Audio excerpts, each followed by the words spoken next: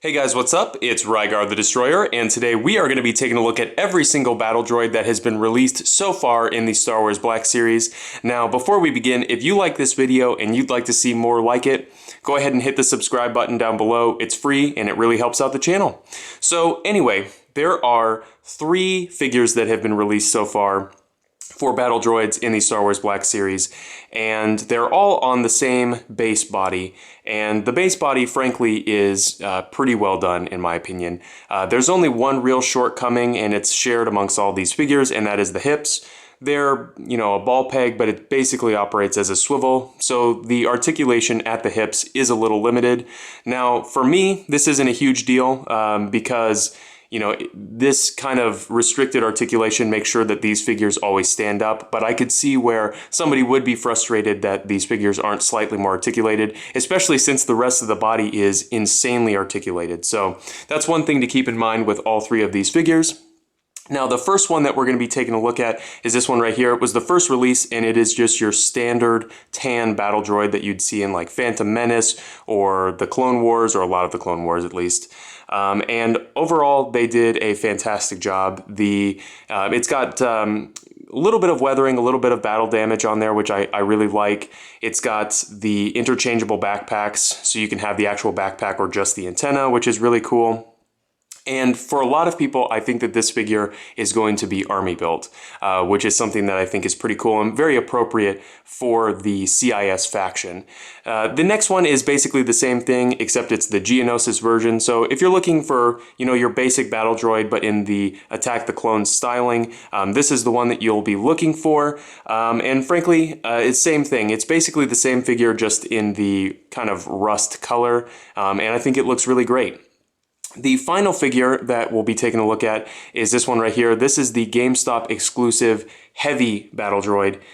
It's based off of the new Battlefront game, new Battlefront 2 game by EA. And as far as I can tell, there's no, like movie or TV show representations of this character. I think it was produced by the EA team, but it's basically like the Geonosis version, but with a little bit of extra paint to differentiate it. And it's not too wild, so I think it definitely fits in with these other battle droids, and I do like it. But if you were only going to buy one of these figures, I would definitely go for one of these 2 over this one, just because these ones are the more movie accurate or show accurate versions, and this one is just kind of made up. Not to say that it's bad, but I do think that of the 3, because it's just something that EA made up, is less appealing.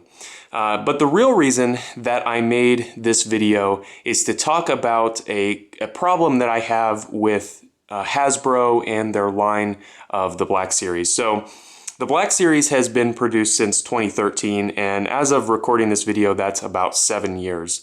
And in that time, they have only produced 3 battle droids. Now, we've got tons of versions of Luke Skywalker, Han Solo, like you'd expect. We've got a, fair amount of clone troopers, stormtroopers, but for some reason, Hasbro refuses to produce these battle droid figures.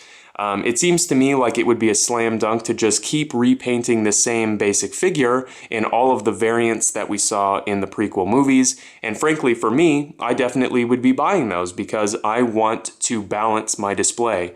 If I've got 12 to 15 clone troopers, I want 12 to 15 battle droids.